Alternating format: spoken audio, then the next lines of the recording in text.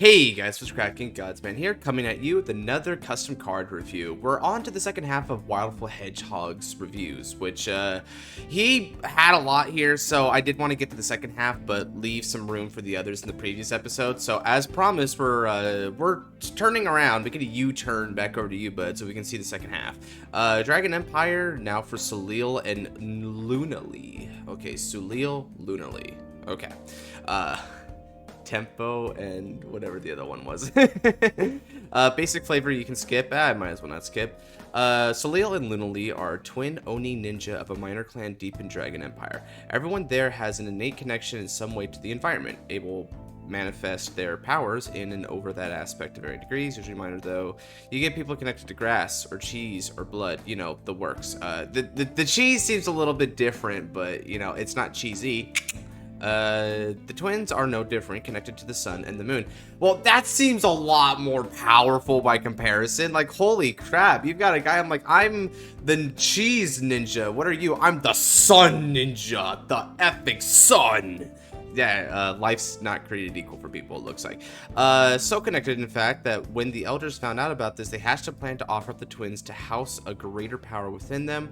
They noped out of that real quick and now are on adventures throughout the land, evading the retrieval fortress from their village, which is another custom deck. Okay, well, that's kind of fun. That almost feels like in Yu-Gi-Oh, right? They would have, like, lore, and each era had its own relative lore, and so you would have some antagonistic and protagonistic decks that are all interconnected by the lore with each other. You know, like the Ice Barrier having a connection to things like Ritual Beast and stuff like that.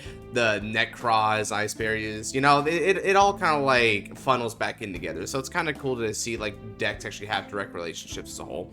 Not that we're going to review the second half, it sounds like. We're only going to be dedicating ourselves to the twins.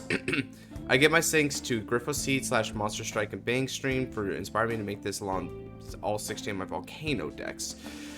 This dude made a whole lot. Holy crap. I'm surprised he's doing more custom card. I guess he just doesn't want to do the legwork for the videos and stuff, because he actually does give comments and stuff to the different customs that we have in the post. And I think I know who he is. He's one of my subscribers because he mentioned that his stuff was coming up next.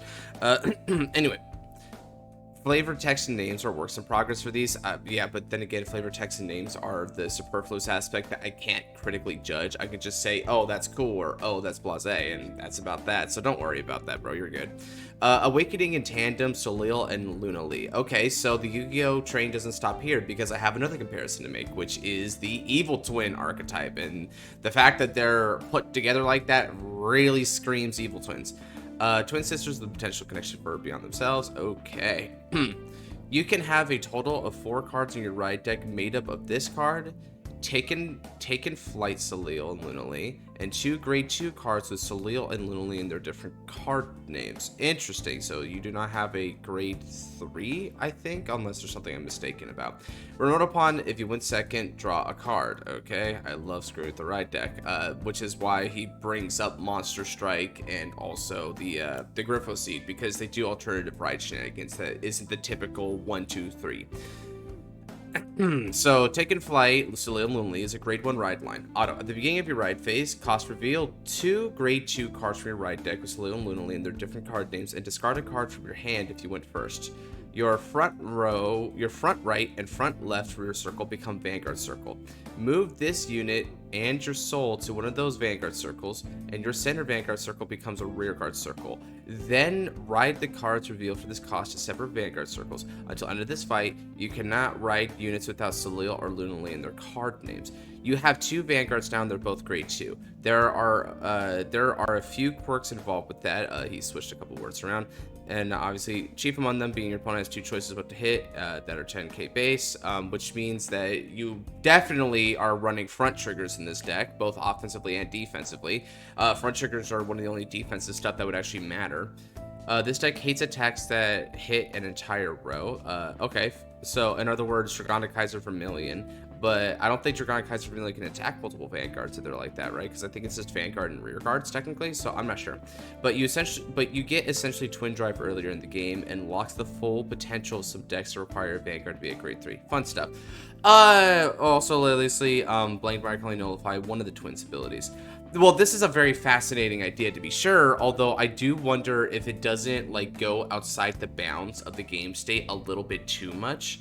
Because sure, there's a couple things here that are debuffing you, right? Your opponent can move from one Vanguard to the other to hit you, which means that even if you get a defensive, once it's a front trigger, you can't really defend yourself. And also the 10k bases are like not the greatest, so even if you do get a defensive for both of them, like 20k, you can still beat over that kind of easy, right? That's interesting, but there's a lot of stuff that requires like the Vanguard to be grade 3s, right? So what I don't like about that is some decks just get shut down because of this, to the point that this deck either makes or breaks matchups just by the arbitrary nature of this gimmick. I feel like you needed to have an effect that allows them to activate their effects at the grade 3 or greater. Like, for instance, one thing, right? Depending on which stride rules you use, you know, striding becomes really hard because you're always going to be like this. I guess the idea is that you can't use this in premium because it's a ride deck, but still, ooh. There's a lot of shenanigans here that I feel like most of them are cool, but this bit right here locks the full potential. Some decks require Vanguard to be a grade 3. I disagree in saying this is fun stuff. I think this is atrocious stuff. But everything else here, yeah, that's kind of fun stuff, I will admit. Like, this is also very funny, I will say, but it does also mean that like that's a great example, right? You flip over Blank where it's like, wow, my divine skill means nothing. Like, I like, in terms of the nullify, like, that's so sad, dude. What the frick? It doesn't even stop the drive check because, you know, they don't have twin drive. Wow, that's I wonder. I do wonder about that. I feel like we don't need to be that unfair to the opponent. Sunlit Shadowblade Salil. Grade 2, 10k power, 5k shield. Okay. So Salil is the sun, and that means Lunali is the moon. Okay. Act on the front row left Vanguard circle, so it's pretty clear which is going where then. You Energy Blast 2. Search your deck for up to one card the same name as one of your rear guards. Call it your rear. At the end of the turn, retire the unit called by this effect. Okay, so it's temporary plussing, but considering that it's only for energy, if you even get a little bit of energy building in your deck, this is quite easy to manage. Front load left VC again. When this unit attacks a grade 3 or greater Vanguard, counterblast 1 and put a rear guard into your soul. Okay. And because it's a rear guard, I mean, you could have the center be a rear guard, which that could be put into the soul. Choose one of your other units with the same name as the card put for this cost and stand in. That unit gets drive -1 until end of turn. That means that you can actually substantiate your rear guard. If you suck up a Lunali, right? That means that you can stand your Vanguard Lunali. Now, it won't get a drive, which is the point of that, right? But it is still a form of multi-attack, which is quite incredible indeed. Especially because all you'd have to do, right? If you have a rear guard in your middle, you just call another copy of it to the back row, and then you suck it up with this effect and, you know, stand up your middle unit. Moonlit Sniper Lunali. That does sound kind of cool. I know Purifying Arrows are useful, but they have to be so bright, because that's your gimmick. Sorry, girl. Act on the front row right VC. Once per turn, Energy Blast 2, choose one of your opponent's rear guards with the highest grade and bind it. If you do not bind, Energy Charge 1 and draw a card. Okay, this one's kind of interesting because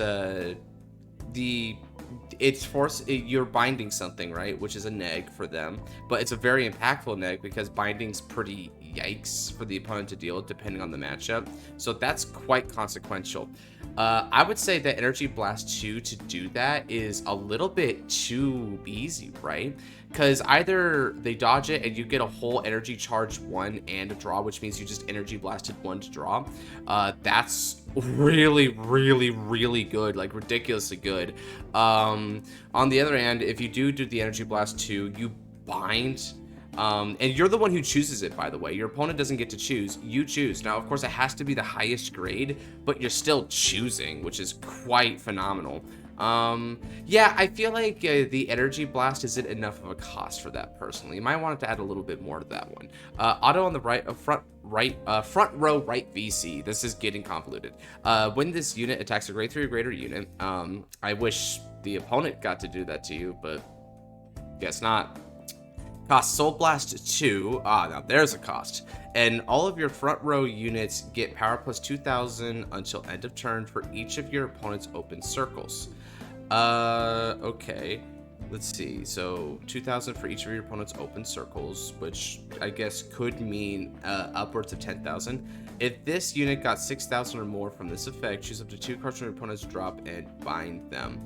That's interesting because that means you're accelerating binds, but I'm not sure why you're accelerating binds yet. Nothing about this is actually incentivizing binds, you just do them, which is interesting. I'm not going to knock it until we actually see if there's anything that comes from it. Okay, bind 2 more from the drop. I mean, well, when the Night Rose meta inevitably dawns upon us ever since the Stride deck reveal, you know, this will be good for picking off some of those key units from that, Smile. That aside, though, yeah, I mean, this is a fine effect, especially because you're Soul Blasting 2 in order to get this, like, pretty hefty front row buff and stuff. I know that Soul isn't that big of an issue for the deck, especially because we're considering it's Dragon Empire, where Dragon Empire does have soul building options because of the stealth side of things, and also things like even Eugene had soul become a principal part of it since there was the Soul Blast 5, albeit the Soul Blast 5 is not a very good effect, but you know, they still made cards to try and help support that. That means that this cost is definitely manageable, but it's also still costly enough that I think it's fine. It's just that this one doesn't cost enough for the value that you get from it. But I do like the binding aspect of it, right? Like binding being some more of like the back end lethality kind of bit where, you know, we underestimate the importance of a bind until we're suffering and it puts us in a bind. I know, just pun city with me today, man. So yeah, I kind of like that for her. I realized after Bright Sky I revealed that particular word includes the Guardian Circle. I'm not changing it. Okay, hold on a second. Grade 3 or greater unit. All of your front row units for each, which open circles. The picture requires the Guardian. What? What does he mean? Because Bright Sky's effect is that when you check it, you draw for each of the opponent's open circles, and you also wipe out their board, right? First you draw, depending on what they got, and then you wipe out their board, including their Guardian circles. I mean, I guess the idea of what he's saying is, if you check Bright Sky when you're attacking with the left, and then when you attack with the right, she's definitely going to get a lot of power. But the thing about it is that you wouldn't do that way, because this card is going to give a front row buff, which means you want to attack with it first principally. So in your attack patterns, if you attack with this and use the win attack skill, it doesn't matter if you check Bright Sky after. It's not like it's going to matter. Of course, there is the idea, right, that because this girl does have a skill that's not once per turn here, you attack with this and then you use the pretty easy to do multi-attack skill, and then you suck up a Vanguard leniently, and then you restand this, and then you attack with it again. It's more of a front row buff. Like I guess then you could possibly do it that way, right? Of course, one thing about that still makes it like I mean it's kind of viable to call leniently because you don't have persona rights anymore because we don't go up to grade 3. But at the same time, maybe it's still not the most optimal thing in the world. So I don't think Bright Sky is really a consideration that we need to worry about unless I'm missing something. They left was before their training was complete. Again, more weird wording. So they've had to make improvisations into their technique along with additional tutelage along their journey. So Leo's closed to not maintaining sales can only really focus on the biggest targets. I mean, I guess that makes sense. It's kind of funny what they're saying, like the clones having to go away and her only hitting the highest grade. Like I get where he's trying to throw that into the mechanics, and that's pretty cool. I do like it. I will say that especially if they were I guess what did she say? If you don't mind. Okay. So they do actually have that referenced in the flavor text, that they're referencing difficulties to their techniques. Okay. That's, I gotta admit, you definitely get style points for that one. I like that. The rest of the support leans the deck towards favoring one of the twins' particular styles, so I decided to include the 2 cards that are most neutral in their leanings. Yeah, that's probably for the best too, because you're trying to keep it like evenly split between them. Okay, so we have Shredding Tiger Shield, Benna, which definitely sounds like a sun, considering how aggressive it is. Continuous on the front row, center, rear. This unit is unaffected by your opponent's cards with power less than it. Can still be chosen. The thing is, though, is I guess what's interesting about this is things like removal orders can't remove this unless it's chosen. Wait, hold on. This unit is unaffected. Yeah, if it's unaffected, then even they do choose it, right? It's like you can't do anything to it. So removal orders don't work, and you need to have removal from a grade 2 or greater usually, unless the grade ones that are doing removals also come with power buffs that are active at the time of the removal. This is an interesting clause, and this definitely, I will say that because it's caring about power, it does feel oddly like the moon in a way, because the moon had an idea about the highest grade. So there's sort of like a class system between the units, and this is referencing that in a different way. Auto in the center rear, because you definitely want to use this that way. When your Vanguard with Solio or Lunally in their card names attack, this unit gets 5k power and 5k shield until the end of the opponent's next turn, which is not a once per turn, mind you. If your opponent's Vanguard is grade 3 or greater, 10,000 power instead of 5,000. Man, again, with these opponents' Vanguard being grade 3 or greater, they're so wanting you to be able to use, like, they so want you to go to grade 3 so they can use their effects like that, but no, but you certainly can.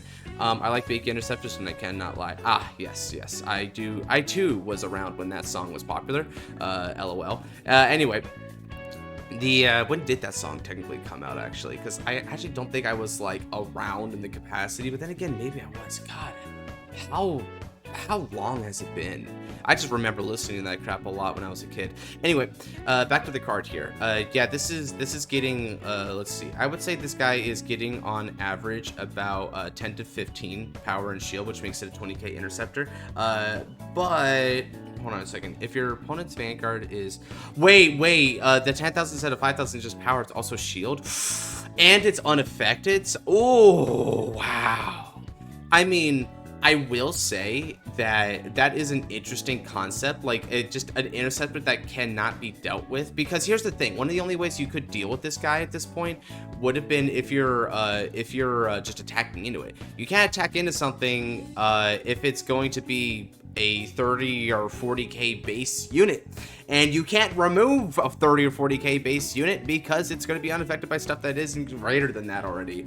Wow, that's a very difficult card. I'm not gonna necessarily say it's broken, but one thing that's a little bit problematic to me about this is this card here is it having like no failings, like no ways around this unit, is kind of unfair in a way. Like, I don't know. I don't know if that's fair. But then again, we're in standard, so the defensive aspects are kind of cool that way. We do want to have defensive aspects. And I think if it was just gaining shield, that would have been fine. But it's also gaining power, which means it's also going to be like a really big beater for free. And I'm like, maybe not the best card design. But it's not terribly offensive. And I think it is kind of cool that you're sort of building up this dude. Like, he's just standing there in the middle. He's witnessing the battles on either side, and he just keeps growing. And as he's growing, he's becoming progressively more impossible to defeat, which is kind of a nice idea. Stealth Fiend of Guiding Winds is, oh, that's the name. Okay, it's a grade 1 rare. To ill or will, where shall the wind take those two? Probably will. Auto on the rear. When your Vanguard, Soleil, or Nulani in its name attack hits, okay, so it's an on-hit skill. Cost, put this unit to the soul. Look at cards on the top of your deck equal to the total sum of your Vanguard's grades, which is 4. Put one card from among them into your hand and put the rest on the bottom of the deck in a random order. Shuffle the entire deck every time while testing. And that's about all the time I got. Take care, farewell. Oh. Wow, well, he deuced real quick. He was like, peace, yo. Yeah, this is a cool card. I actually do like this. Not only is it on hit locked, but it's converting into effectively a break even. And the break even being put into the bottom of the deck shuffled. It's very convoluted. I think people wouldn't remember to do it this way. I mean, you'd have to if you're taking this in a hypothetical competitive scene, but still, that'd be kind of a hassle to do. But you know, that's just a nitpick. Overall, I think this is one of your best designed cards in this particular batch. I don't like this batch as much as Agrios. I think there's some game breaking stuff here that I don't appreciate because it doesn't feel warranted, and I'm just sort of channeling the frustration that some decks would feel fighting this thing. Or like, why is this thing fundamentally not allowing me to play a lot of my effects? Like you you wouldn't think that the whole grade 3 or greater thing, like, I get that those are there as restrictions, but that's just to stave you off from beating down the opponent early. But even when you fully establish and get this combo going, they still can't do that stuff? Nah, like, I'm still hung up about that. Aside from that, there's a couple things here, like, I think this is a little bit too easy. This might be a little bit overboard, admittedly. Like, there's some balancing issues here to take care of. But I think the concept of them is pretty cool, and you definitely got very creative with it, so I give you a lot of style points for that. Overall, I'd probably give these guys about like a 7.5 overall. There's just some stuff that I couldn't exactly parse with, but it's still overall a pretty neat idea, and I did enjoy reading them. Now let's go ahead and scroll down past that. A boring Wolverine. I think this guy is up next. His name seems familiar to me somehow. I wonder why. Is he request access? Ah, okay. Well, if that's the case, then I can't review his cards. Here, let me go ahead and, wait, hold on a second. Actually, wasn't there a point earlier where they were, like, talking about access? I have seen this guy before. Okay. In that case, I don't feel so bad about skipping past this. Okay, Character Storm. Bring Tsukiyomi because I miss OTT so much. All right, okay. Oh, and these ones are numbered. Okay, sweet. Oh, but they're not numbered in exactly the same order. Let me go ahead and start with the ride line, and thankfully I'm able to identify the starter here, which is Godhawk Ichibiyoshi, because I actually did play Tsukiyomi. Okay, so Godhawk Ichibiyoshi, and a lot of you guys know it at this point because I would assume most of you are vets to some extent or another at the game. But for those of you guys who don't know, Tsukiyomi was one of the original ride chain decks in Vanguard. It came out in set 3, and the whole point of it was you would ride up through the crescent moon to the half moon to the full moon Tsukiyomis, getting better effects if you're able to maintain the right chain. And then once the chain reached the full moon, the deck became online, and you would have various effects to build up soul, get hand advantage, and manipulate your deck. And in the anime, the whole point of it, right, the end goal was about stacking the bottom of your deck so frequently that once you made it back to the top, you would actually know what was there because you stacked the entire bottom of the deck until it became the top. Therefore, you know every card. It's a very convoluted strategy, but oddly enough, it wasn't just limited to the anime. This found success in real life. Some people were mad lads enough in order to make it work. Anyway, Godhawk is the starter, so we move on to Crescent Moon as the grade 1. So, Goddess of the Crescent Moon, Tsukiyomi. Auto on the Vanguard circle. At the beginning of your ride phase, look at the top 5 cards of your deck. Choose one card from among them, put it in the hand, put the rest on the bottom of the deck in the order, and discard a card from hand. If you discarded, choose Goddess of the Half Moon Tsukiyomi from the ride deck, ride it as stand, and you cannot ride this turn. Okay, so what's interesting about this is we're in standard. Now, because we have the ride line of the ride deck, you can never not hit your Tsukiyomis. So being able to add one off the top 5 to the hand and then discard, this is more or less a copy and paste of how the V-Series version of Tsukiyomi handled it, with the exception being that you could then, if the card you discarded was Goddess of the Half Moon, and then subsequently Goddess of the Full Moon Tsukiyomi, you could write the card discarded. Otherwise, you could, and if you wrote the card discarded, then you effectively just got a free card from the hand, because writing is kind of a neg 1 initially because you're giving up a card to upgrade your Vanguard. So it was kind of like a +1. In this case, it's not like that, right? Well, hold on a second. Is it like that? Hold on. Because if you're adding up the top 5 and then you discard and then you ride, well, okay, you actually have to discard to ride anyway. So no, it is a +1. You look at the top 5 and you +1 off the top 5. Okay. So this is pretty much exactly like the V Series one. I will say it's definitely got a precedent for it. It's very interesting that he chose it to take it that direction. But even though it's interesting, I also think that it's probably one of the most simple and easy, like, I guess even concise ways of doing it, right? Because you just always think keep top 5, add 1, and then pitch for ride, and you just go on from there, right? Yeah, I don't mind that. I don't mind that at all. One thing, and also this does put the rest of the bottom of the deck in any order, which is important because we might want to actually achieve the bot deck strategy. Out on the rear, when this unit boosts a unit with only Oracle Think Tank for its clan, okay, that's a good restriction for an encounter card. Look at the top card of the deck, and if you have a Vanguard Tsukuyomi in its card name, you may put that card into your soul. Now, what's weird about this is this bit right here, where if you have a Vanguard Tsukuyomi, this means that they're doing premium implications. Because obviously in Standard, the only Oracle Think Tank unit that you'll be using as your Vanguards are going to be Tsukuyomis. I know God Hog HBO, she's technically on a Tsukuyomi, that's a grade 0, so by the time you ride up to grade 1, that's when this thing's viable anyway, and you'll be on Tsukuyomis for the rest of the game. So, this having that little deck manipulation and pseudo soul charge, but it's only tied to Tsukuyomi specifically, yeah, that's perfect. I think that's a perfectly fine card. This is a good ride line card. Let's see, Goddess of the Half Moon's over here. So, Goddess of the Half Moon Tsukuyomi, this might be kind of the same thing, right? Okay, beginning of the ride phase, look at the top 5, put 1 card in the hand, rest on the bottom, discard, and then ride Goddess of the Full Moon Tsukuyomi. And in case you guys are wondering, no, we're not ride skipping because this is happening at the beginning of your ride phase. So you would have to wait until the entire turn cycle came back to you, and then you could do this. So it is still timing-wise effectively like normal riding, just a little bit different, but it's still in the vein of like timing and your skills and stuff. It's the same. It's negligible difference. Continuous on the Vanguard Rearguard Guardian Circle. If you have a Goddess of the Crescent Moon Tsukuyomi in your soul, this unit gets 2,000 power and 5k shield continuously. Yeah, I really love this effect. This effect is the shiznit right here. Oh yeah. This is so cool for a couple reasons. One bit about this is, yes, it does give you shield, and as a rearguard, that does mean like it's very nice. And it's based on Tsukuyomi in the soul, which means that it does give you more incentive for the ride line. Of course, you're always going to have Goddess of the Crescent Moon Tsukuyomi in the soul, so it's a little bit easy. But the thing that I truly like about it is that it's giving you a little bit of a minor buff as a Vanguard, meaning that as a 12k base, you'll be able to withstand attacks more. But the 12k base is also useful because if you put a Goddess of the Crescent Moon, perhaps, behind this unit, then they're going to be swinging for 20k, which is a magic number against an opposing grade 2 Vanguard.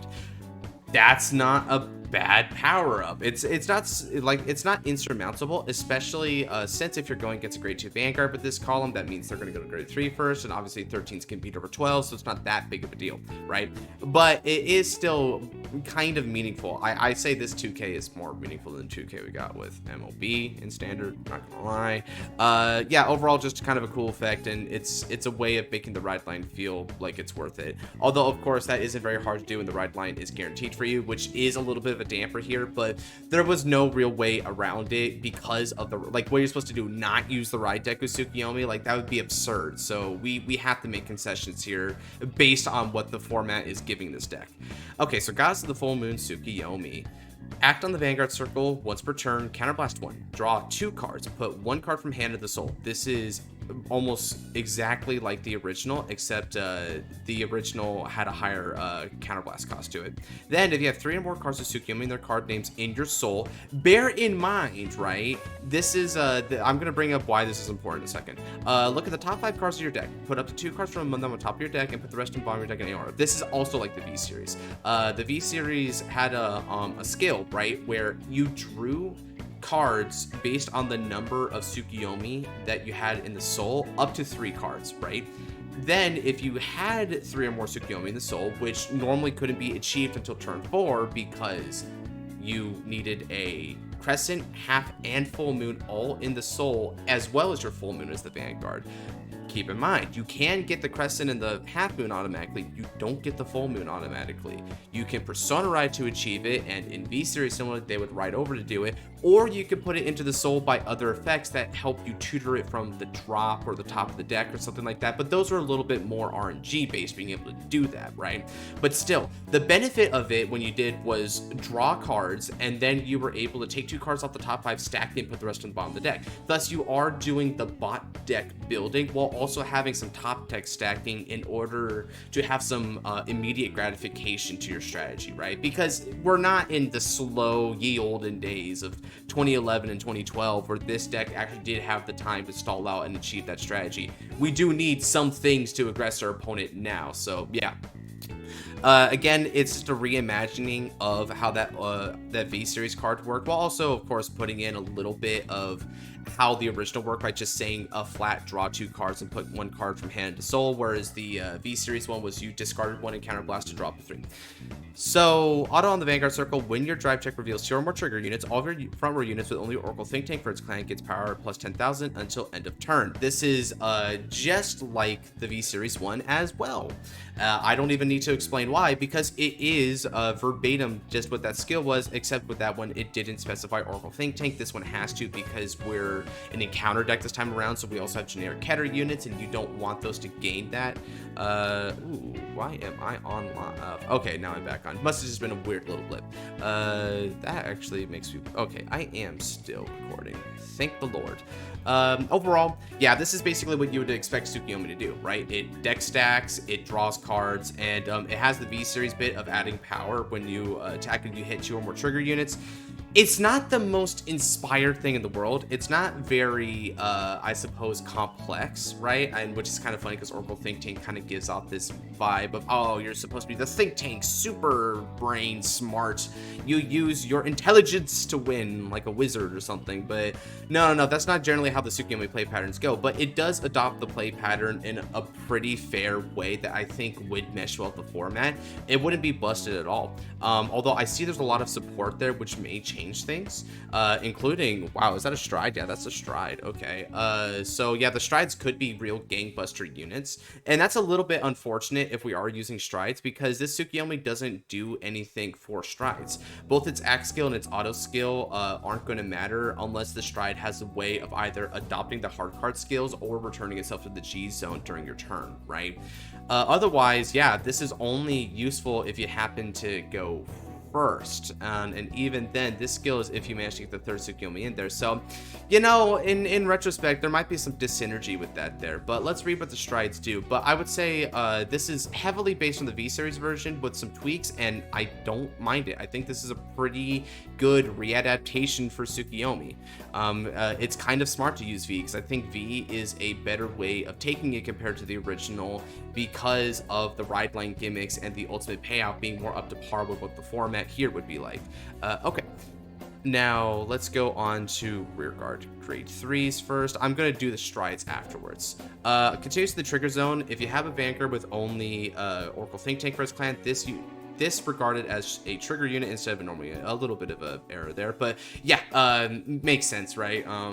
I think as like Tsukiko Mori, or there was another grade 3 that had an effect like this, and it actually had an additional effect where you can then when you checked it, right, not only would it be counted as a trigger unit, but when you drop check it, it would give 10,000 power to your Vanguard, and then you could counterblast to give criticals. So it's like extra criticals, so you can maintain your critical lethality, because one problem with OTTs, between all of the trigger stacking and the draw power of it, you could run out of triggers pretty aggressively, and near the end game, especially because you don't have too much kill power of this deck aside from trigger sack, when you get into the end game, you might run out of resources. So these were there to help combat that. But this actually doesn't emulate being a trigger in the sense of like granting effects when it's drove check.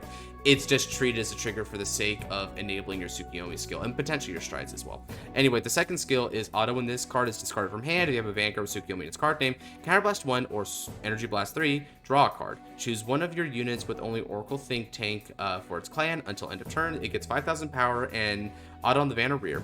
When this unit's attack hits a Vanguard, choose up to 1 grade 3 card for your drop and return it. This is mimicking what the original Haruzuki did. Haruzuki was a stride fodder that allowed you the ability to recur stride fodder back so that you can constantly have the ability to stride. So I don't mind this at all.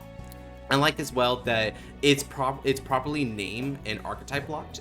And the effect here is an on hit, which means that your opponent would have to let the Vanguard hit, which is quite scary with OTT, where you're stacking triggers, so the on hit isn't likely to happen unless there are game states where the opponent is going to, like, they anticipate that you have the triggers and they just want you to hit with the Vanguard. And it's like, here, I'll just tank this, go up to really high damage, potentially hit some defenses, and go from there. And this does disincentivize that a little bit by letting you get back Haruzuki. Haruzuki is also one of those stride fodders that draws a card when it's discarded, but the additional effect as well as the draw is tied behind an additional cost, which those did not have for those other stride decks. So it doing more but needing you to pay more, that's perfectly fair. This is a good card. Okay, let's see. Your Riley. Ah, yes. Another one of the classics. Quick water break. All right. Evil Eye Princess Riley. What's up, home chick? Auto, when this unit is placed on van or rear, if you have 6 or more cards in your soul and a Vanguard with only Oracle Think Tank first client, that's very old school sounding. It's been a while since I've seen an OTT unit want you to get to 6, because that's what original Tsukiyomi was like, funnily enough. Like I said before, you had to get to 6 cards in soul for the original in order to get the whole draw 2 skill. Anyway, if you do meet this condition, choose a card at random for your opponent's hand, bind it face down. At the beginning of the end phase of that turn, your opponent puts that card into his or her hand. Yes, it is exactly like what old Riley did, except the condition, I believe, is a little bit different. But yeah, it just pinged a card from your opponent's hand, and bada bing, bada boom, they have less cards with which to shield against you. A supremely dangerous skill in the right circumstances. That's very OTT. Auto on the rear, at the beginning of your main phase, cost discard a card with only Oracle Think Tank for its clan from hand, return this unit to your hand. That's another very, very smart skill. For the price of a neg1, you can reignite this skill in order to have them temporarily neg1 if you're trying to go for kill turns. I love this skill. This skill's so cool, dude. It's really, really nice for your Riley because, yeah, like, once you commit to your Riley, once you did this skill the first time around, at the end of that turn, if they survive, that's it. This is just a basic beater. Didn't have any other skills. So I love that you're able to reuse this, but you have to use the discard, which is an appropriate cost, especially because we're talking about OTT where you have a lot of draw power, i.e. you have cards to give for this kind of skill. But even then, when you're discarding to do this, you have to judge if the card loss for you is an okay cost, if it means them temporarily losing a card on their end, right? And if it's worth it, then there you go. Yeah, this is a cool card. I think it's a little bit thought-provoking in how you use it, because you could try to enable this continuously, but then you're eating your resources when you're doing it, so you have to know when to stop and when to commit. Good card. Now, let's see. I got a couple more support cards, and then we'll hit the strides last. Miko of the Daybreak Moon Akizuki. This is one that I don't remember. I think it was the Ride Fixer for Tsukiyomi, in which case that you wouldn't have an effect like that for this, obviously. Act on the rear once per turn. If you have a Grade 3 or greater Vanguard Tsukiyomi, its card name, Soul Blast 1 or Energy Blast 3. Look at the top card of the deck, put it on top or bottom of your deck, and this unit gets 5,000 power into end of turn. Perfectly fine effect. I like that. Continues in the hand or soul. If you have 6 or more cards in soul, this card is also regarded as a card with Tsukiyomi in its card name. Now, I'm not sure why the hand part of it is important, but the soul bit is definitely important. Now, what's kind of funny about Akizuki, though, is Akizuki treating itself as a Tsukiyomi is all fine and dandy, but actually doesn't put itself into the soul. You need to find a way of getting this card into the soul, maybe with this skill of your Goddess of the Crescent Moon Tsukiyomi. I don't think there's another card that actually puts cards into your soul yet from the support that I saw. So yeah, I mean, if you can get it in there, that's perfectly serviceable. Aside from that, it's a minor deck stack that also gets a little bit of power for a pretty okay cost, right? Yeah, this is an appropriate grade 2 OTT unit. Non-offensive in incapacity. I like it. Okay, so White Hair Inaba. This probably promises to be what you can get your Tsukiyomis for, because in the old one, Inaba actually did let you put a card from hand into soul, which helped you get to 6. And also repair your ride line, by the way. In case you misrode one of the Tsukis, you can put it into soul from hand retroactively with Inaba. Auto, when this unit is placed on rear, placed is misspelled here. If you have a Vanguard with only Oracle Think Tank for its clan, put a card from hand into soul. Yep. Yep, exactly. Draw a card, which is very nice as well because Inaba was a hard neck 1 originally. And if you have 6 or more cards in your soul, choose in total of 2 normal units with different grades from your soul or drop and put them on the bottom of your deck in any order. It doesn't even say up to, right? It just says 2 in total with different grades from soul or drop, which means that you can choose 2 from drop, 2 from soul, 1 from each, one of those options, right? But you have to choose 2 of them, and you put them on the bottom of the deck in any order. Of course, this isn't a cost. This is just a something that you do if you can as a part of the effect. It's kind of like Nullity Revenger in a way. So what that means is if you have like only 1 or no normal units in total, you could sidestep around this, but that should be theoretically impossible because it's digging from the soul as well. So it'll start taking away your Tsukiyomis if you don't have stuff in the drop to do instead. But it's effectively an on-place hand filter, which can then bot deck a couple of normal units. Now, bot decking a couple of normal units I kind of like because you're not trigger compressing for free, which would have been too powerful, but at the same time, it's also helping you with deck out potentials, which OTT does tend to have deck out issues depending on how grindy the game state goes. So yeah, this is a fine reimagining of Inaba. I've got no complaints whatsoever about him. He's still a good boy. Okay, so let's go ahead and look at these. Moon Deity, Sunrise on High. I'm not sure which one is supposed to be your main boss. I'm going to guess Moon Deity. So let me go for Sunrise on High first. Normal. This isn't even a stride, but it has triple drive? Whoa, okay. This is weird.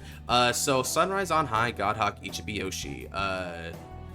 Wait, was this a G Guardian? I think this might have been a G Guardian now that I think about it. Because I don't recall this ever being a stride, but I do recall this being a retrain of Ichibi Yoshi that was defensive. Anyway, let's see if that's the case here. Maybe reading will jog my memory. Auto when this unit is put on Guardian Circle. Maybe I'm on something. Discard a card with heal. I think I might be onto something. I mean, you know what? As a matter of fact, Sunrise on High, Godhawk, Ichibi Yoshi. Let's see here.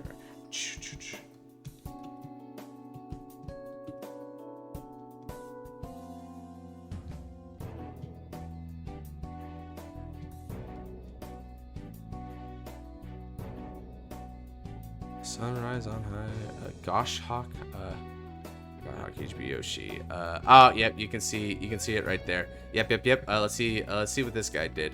So this dude came out Fighter Collection 2016. Okay, so he was kind of old then. When this unit is placed on Guardian Circle, the number of cards in your hand is 3 or more. This unit gets 5k shielded. Oh, right. So this was one of the first initial waves of G Guardians, which only got 5k shield. So they were comparatively weak G Guardians compared to what would come later down the line in G and beyond. But they also had very dummy easy conditions to fulfill, which was the trade-off with them, which is why some people still ran them, because if you just need a low reach G guard to shield for 20, then they were perfect, right? So okay, he's reimagining a G guard as a main deck grade for defensive unit, a lot like a retroactive time made in Uluru. That was the V retrain.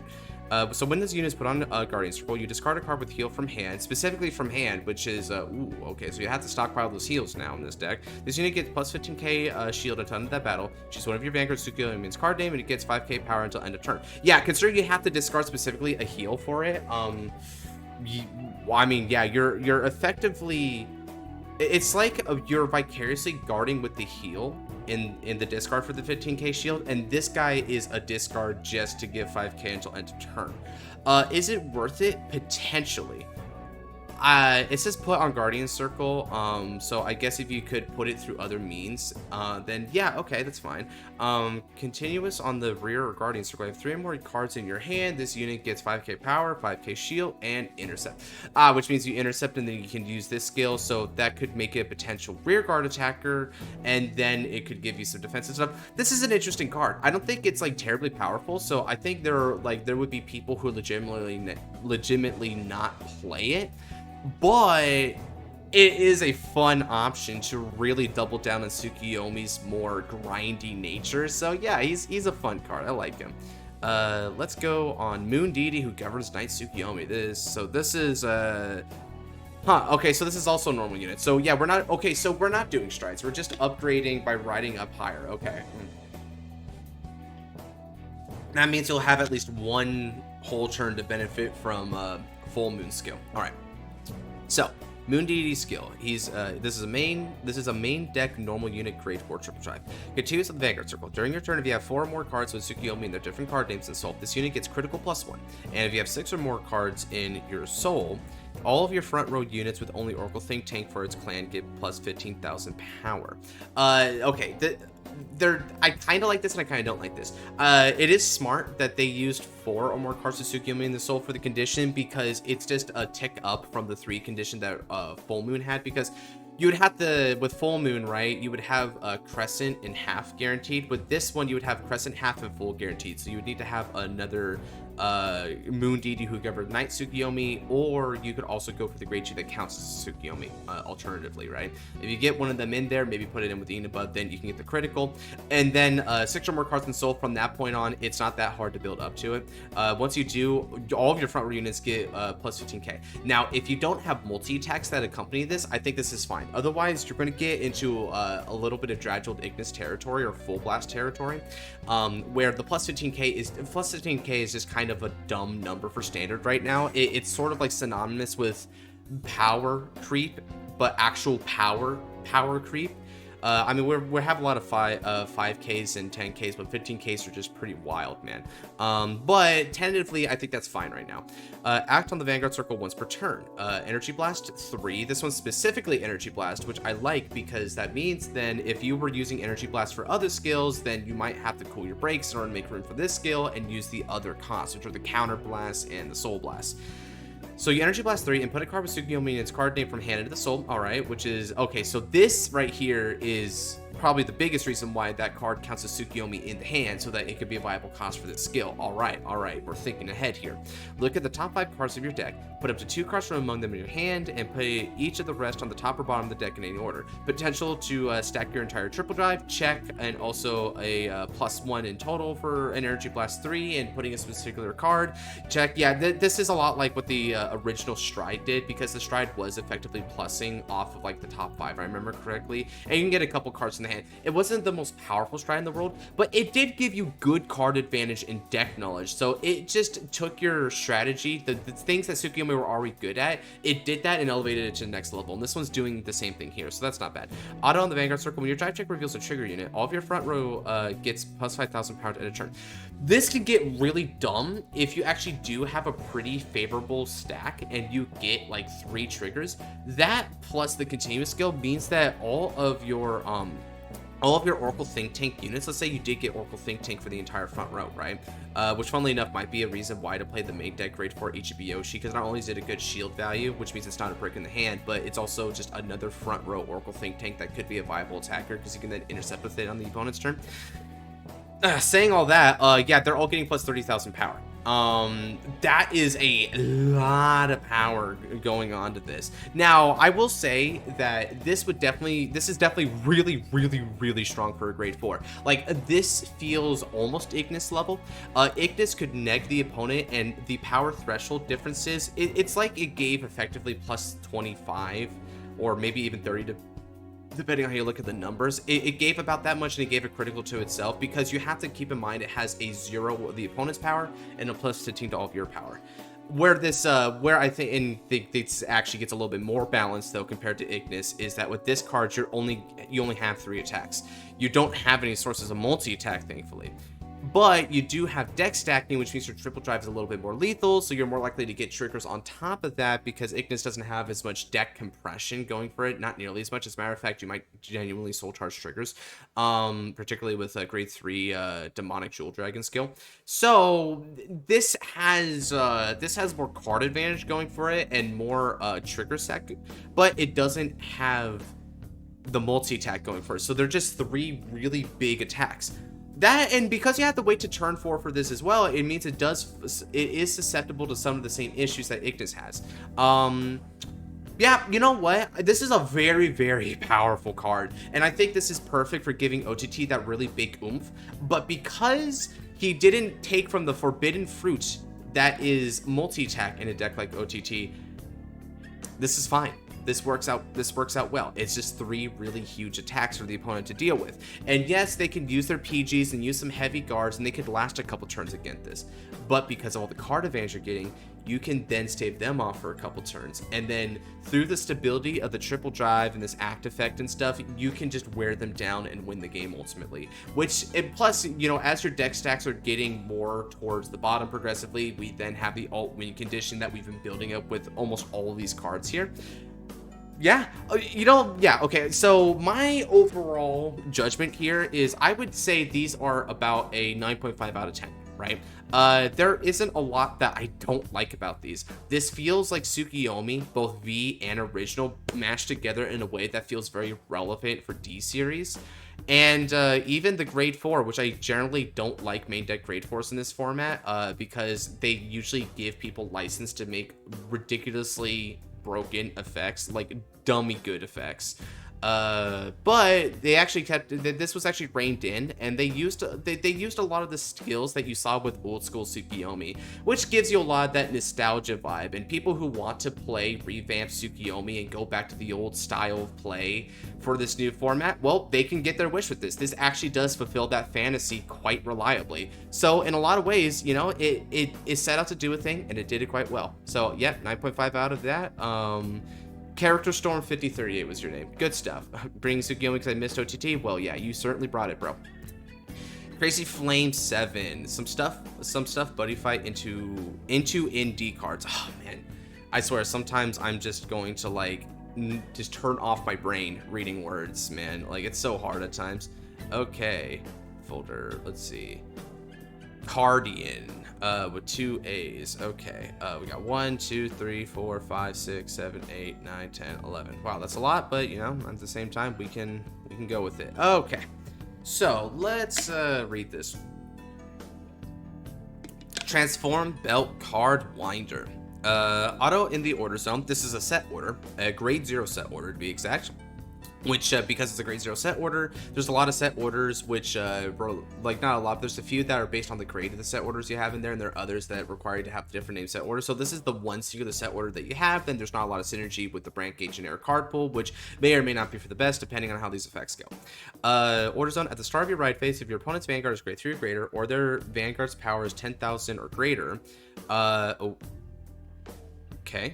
And if your Vanguard is Cardian in its card name, you rest this card. Choose 1 unit of Cardian in the order zone and ride it as stand. Then, if your opponent's Vanguard is grade 2 or less, that unit gets strike -1 until on a turn. Discard 1 card for your hand. Okay. So interesting. So you do this effect if they're grade 2 or greater, or they're 10,000 or greater, right?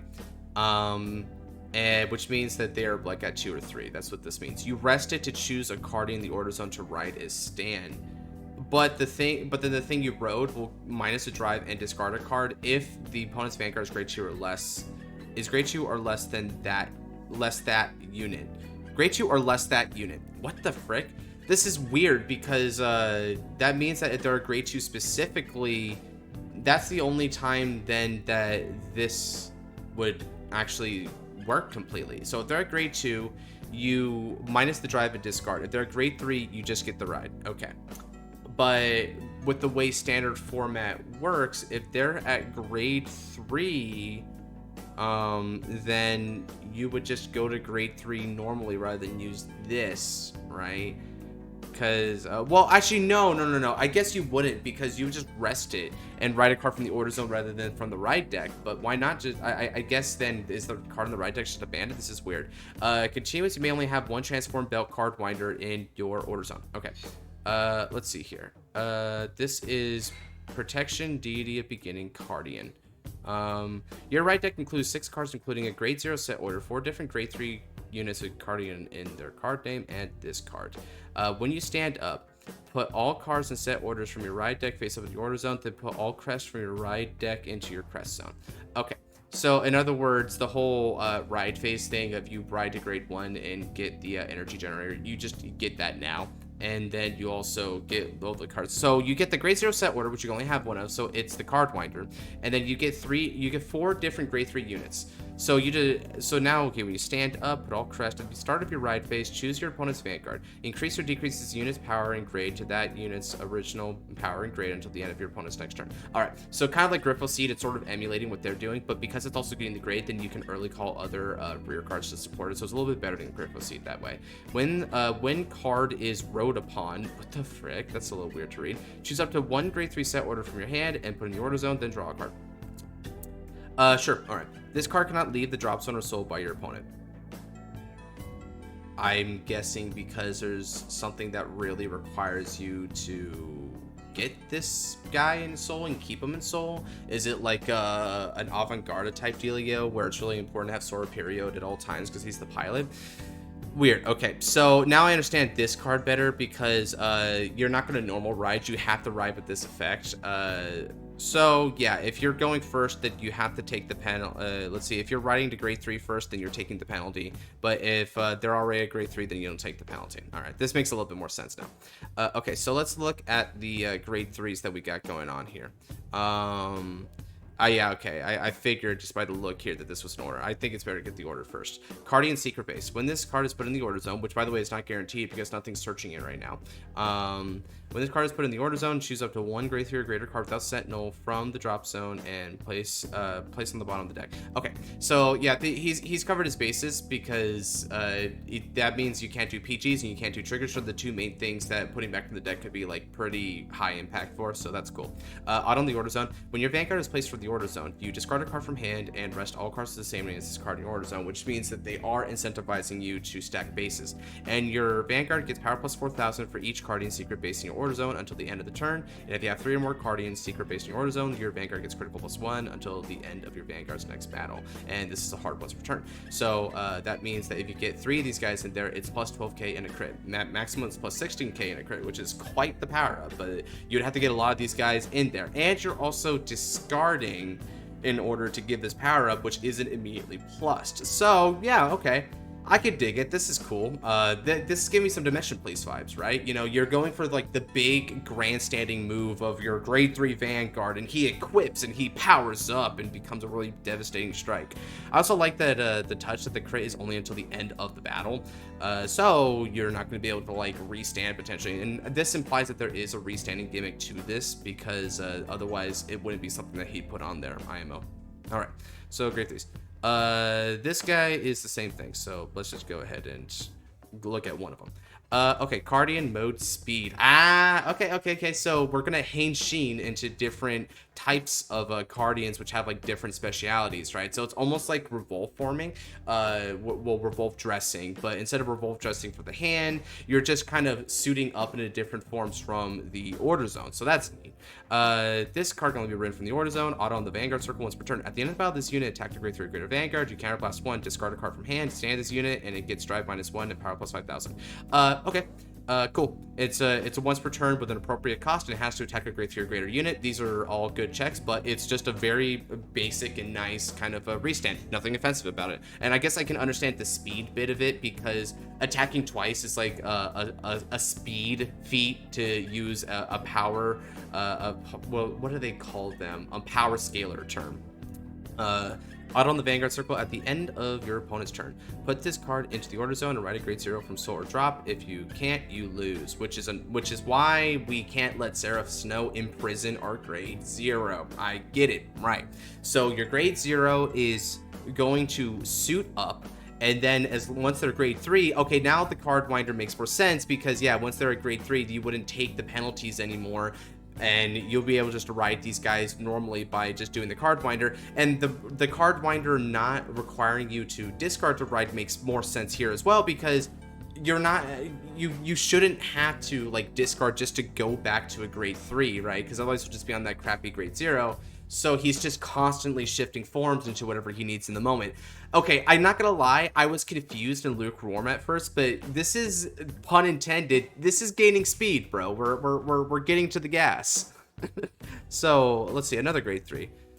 This one is Protection Deity of Steel Guardian.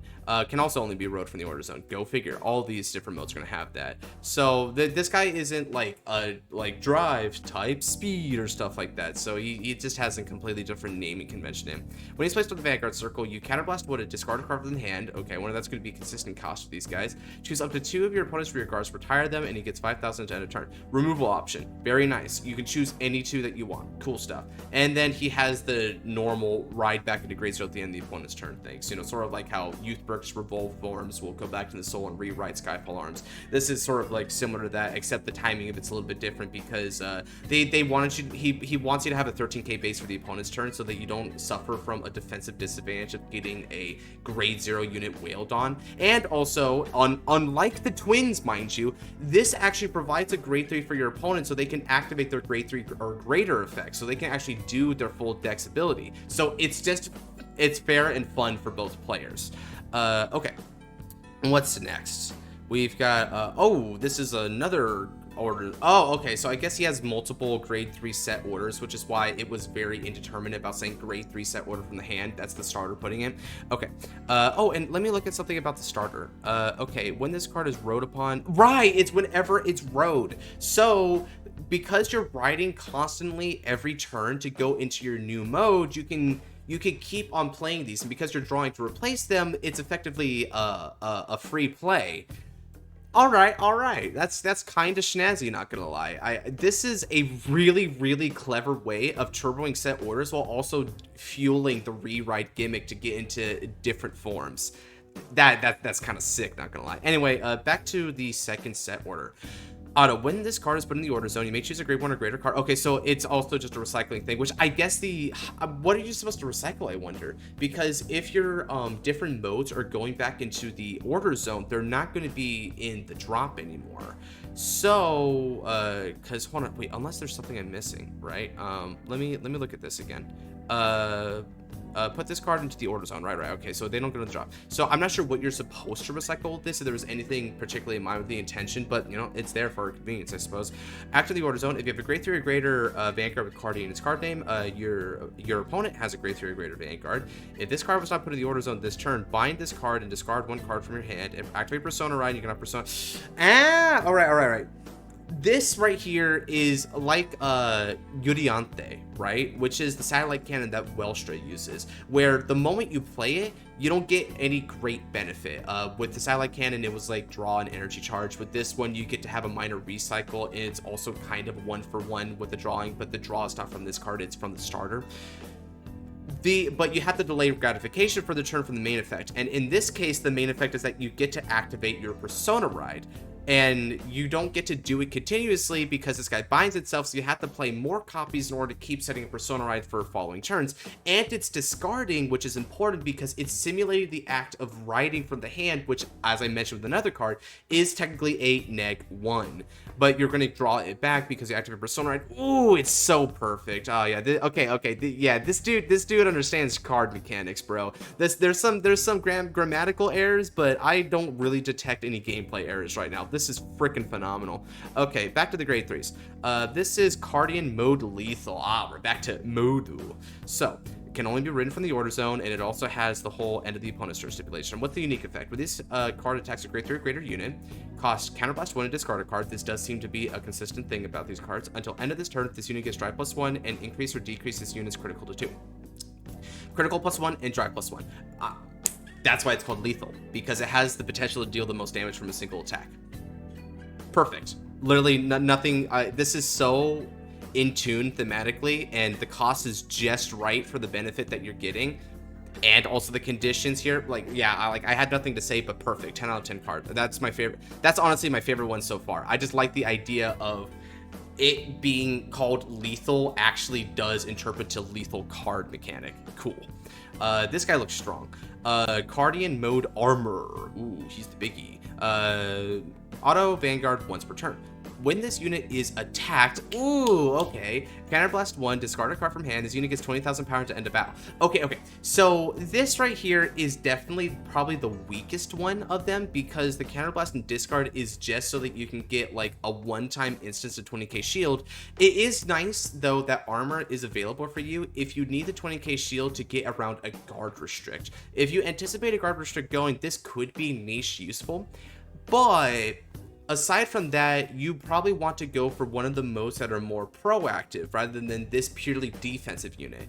But I will say that despite it being pretty apparently the weakest of the four, it still has a place for very niche scenarios. And let's bear in mind that because you get one of each of these guys in the order zone at all times, there's no point to not have it. You must have it, but it doesn't hurt your consistency whatsoever to have it.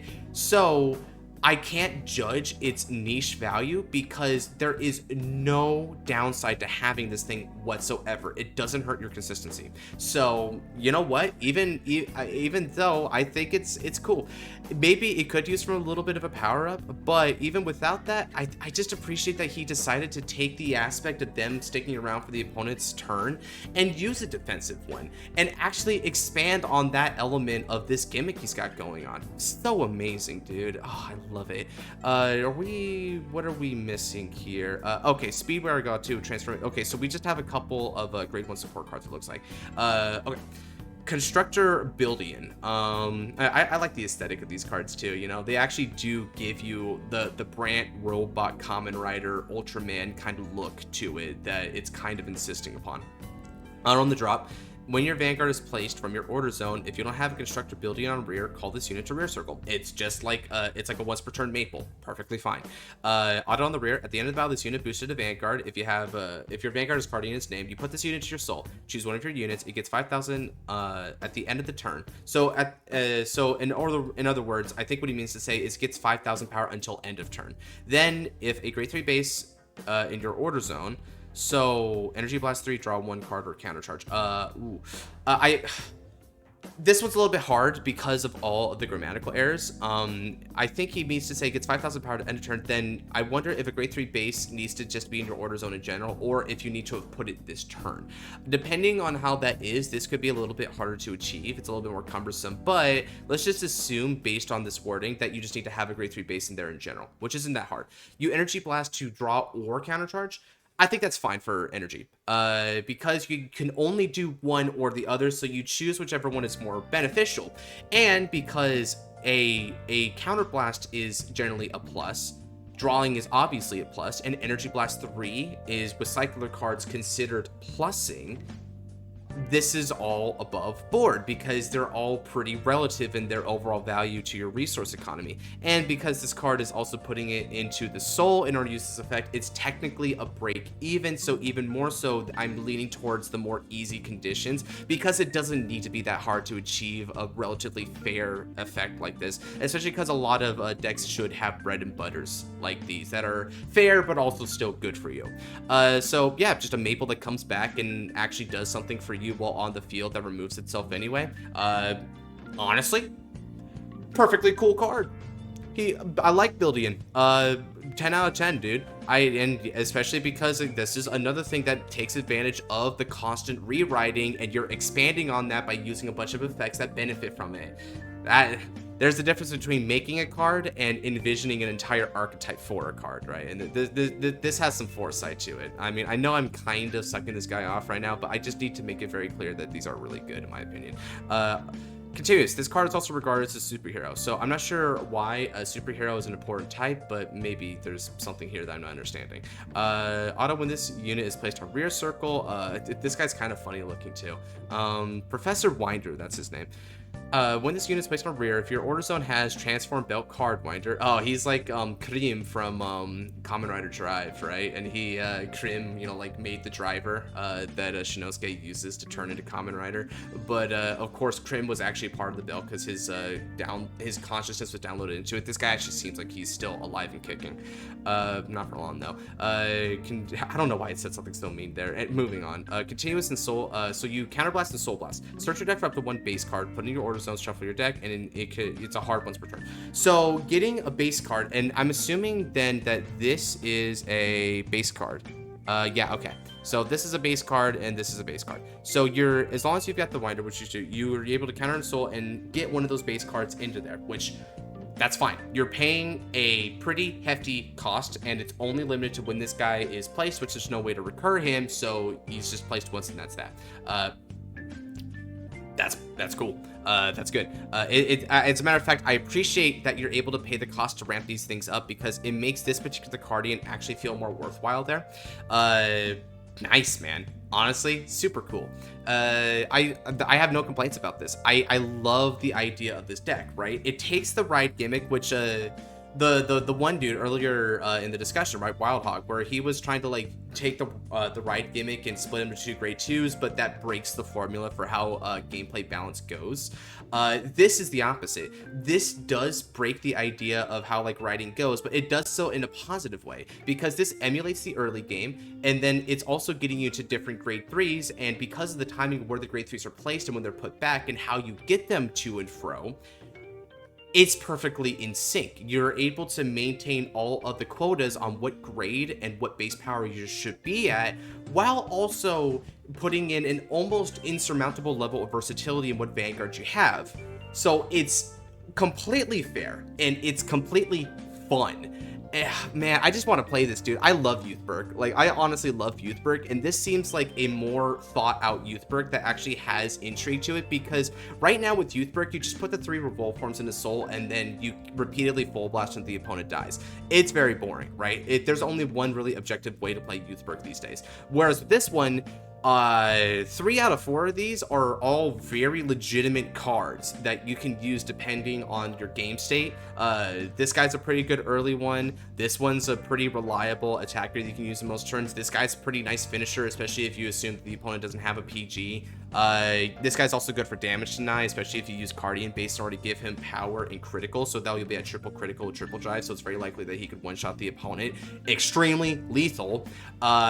So, you know, but you would have to plan around that idea, and if they do have a PG or something like that, then, you know, the entire attack flops, as it should, because you chose incorrectly. This is decision trees and based on your ability as a player to understand what mode you should go for. This, right, like, honestly, wow, this blows a lot of stuff out of the water. Now, I will say that Agrios is still like putting fisticuffs with this, as are a couple of the other archetypes I've read, but yeah, honestly, this is probably top 5 for me. I'm not sure where in the top 5, but it's somewhere in the top 5. Crazy Flame has some really good cards here. Let's see. He's got 3 Diablos cards. Okay, how long have we been going for? A fair bit, but you know what? I got just enough time to get these Diablos cards going. So let's go ahead and add in triplet ads real quick, and then we can go on it. All right, I'm back with some of the Diablo support. Because it has been about 6 months since the last support, and I don't see any signs of Bruce support, I'm doing this myself. Honestly, self-made man, pull yourself by your own bootstraps. I can respect it. All right. So we've got 3 of them, and all right, so let's go ahead and get these guys put one after the other. Y'all know the drill. It takes a minute for them to load up, but then once they're loaded up, we're off to the races. Okay, so we're starting with Diablo's caller, Anthony. Yep, a very American name, which is what a lot of Diablos sound like, so you definitely have the name theming down. Auto when this unit is placed on rear, if you have a Vanguard with Bruce in its card name, you Energy Blast 3. I love seeing a Diablo's card with Energy Blast. This definitely feels like the first Diablo support we're going to get in Divines is going to Energy Blast, dude. We all know what it is. That's just how it is. I mean, just look at like the Java card, right? Look at the top cards of your deck equal to the number of cards in your damage zone. Choose up to 1 normal unit with Diablos in its card name, call it an open rear circle, shuffle your deck. Perfect. It's a +1 that's situational based on what you see off the top cards, but you can expand your search by having more cards in the damage zone, which is nice because it perfectly synergizes with Gino, which asks you to be at 4 or more damage in order to get the full mileage out of his restand skill. So now you have multiple things that are asking for this high damage, which is a very fair thing for Bruce, because Bruce is a very intense deck. It's very much, I'm going to let myself get hard, like get hit hard, I should say. The other one is, don't take that out of context, you. I'm going to let myself get hit hard so that I can then hit even harder in return. It's got that very brutal playstyle to it, and this substantiates it perfectly.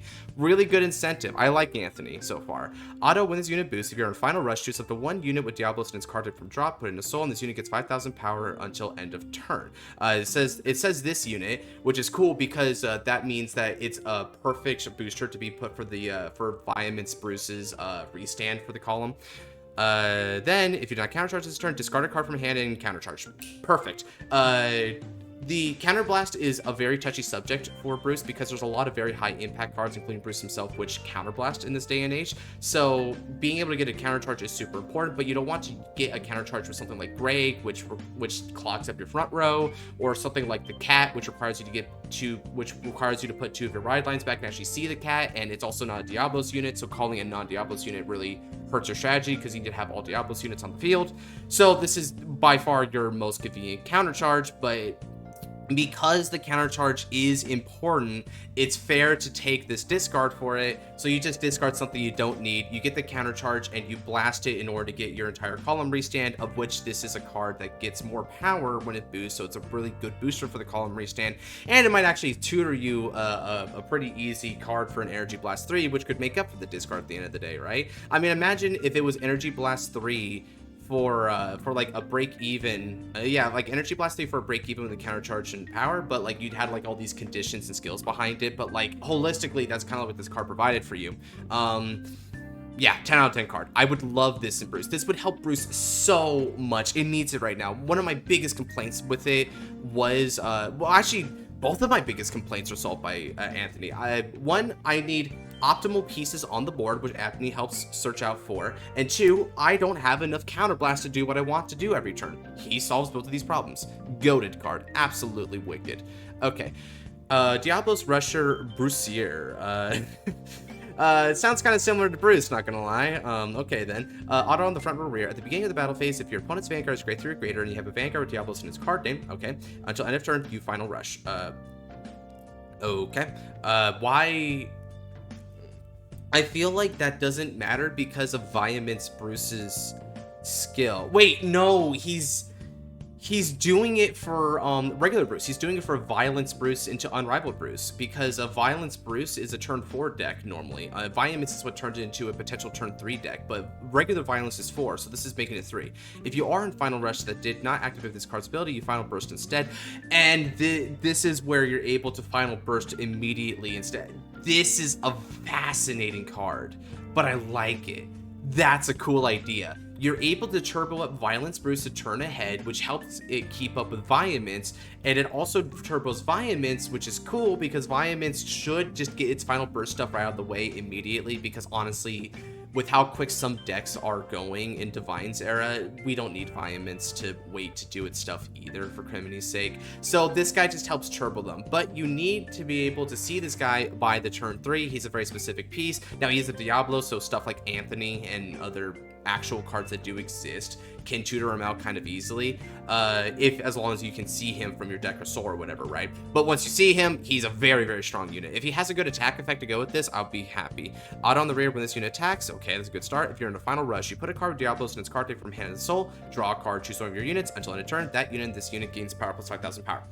Perfect card. Giving itself 5,000 power as well as the thing behind it is really good because you're doing column restand, so you can accumulatively it's 20k power that you've brought to bear against your opponent for the price of a break even, and because you're building soul all the while, it does help for some of your soul based gimmicks, such as from I'm trying to remember what his name is. I think his name was Jared, whatever. He's the grade 3 with the glasses, the one that you CB, and I think it's also based on the number of cards you have in damage, right? There's actually a few things that based on your damage in Diablo, so that's even more credence for Anthony having the most appropriate condition to his skill.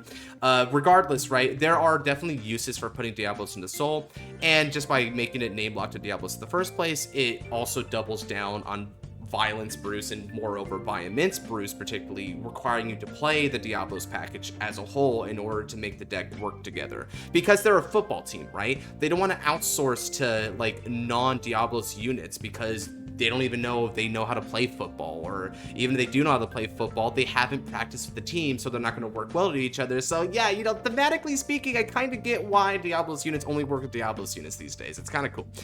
So yeah, that's another 10 out of 10 card. I've got absolutely no complaints about it. I think we actually do need a card that can like give a little kick of the ass to the Diablos units. Continuous on the Guardian Circle. If you have a Vanguard Diablos in its card name, this unit gets 10,000 shield. All right, that's cool.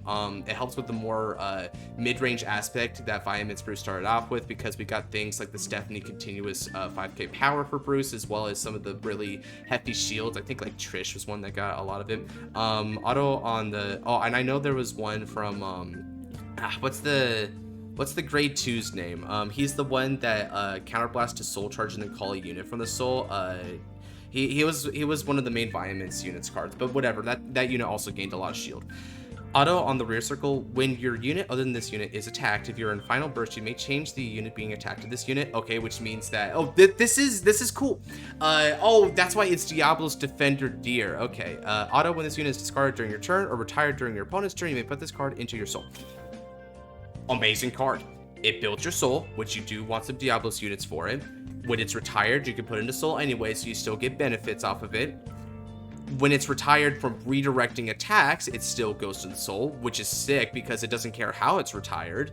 I like that because it's a redirect attack for final burst only, it doesn't work with violence. It only works with the more, I suppose, balanced between the two environments. Bruce, I hate using sword and shield so much, but I keep on saying it.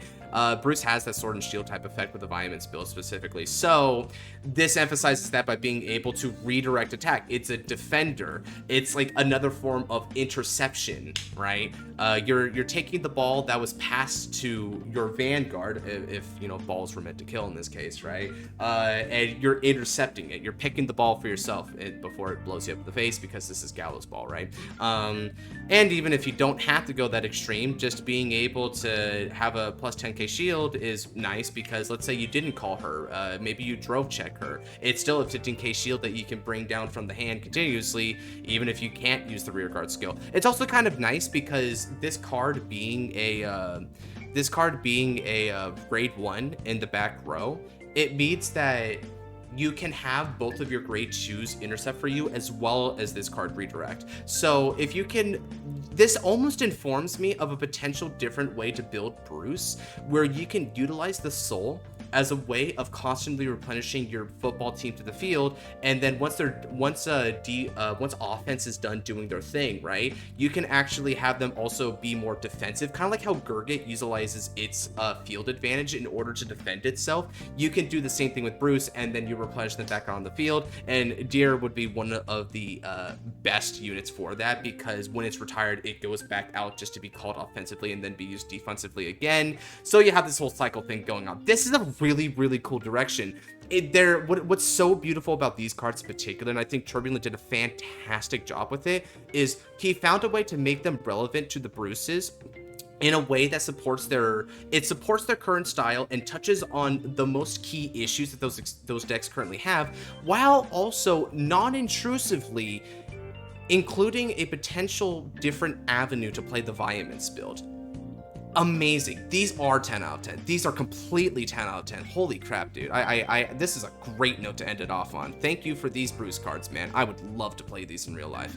All right, that's going to do it for this day's episode. What cards did you like the most? Honestly, I'm torn between the Bruce cards here and also Crazy Flames Guardians. Those are both really sick ones. The Bruce ones, of course, there's some bias here because I really want Bruce to work. I like the concept of Bruce, just not the reality of Bruce, if you can get my drift with that. But at the same time, I think these Guardians really touched into the youth Burke side of me, and also I kind of like Toku, you know, particularly Kamen Rider. I've been getting into that. Thank you, Nabs. So this is really touching that spot for me. So yeah, I think I actually have to go with the Guardians here. But Turbulent, you're also getting like you're getting a 10 out of 10, dude. So you're right up neck and neck with him. Don't you worry about that, my friend. Assuming you did worry about it. It's just some guy telling you a random number on the internet, right?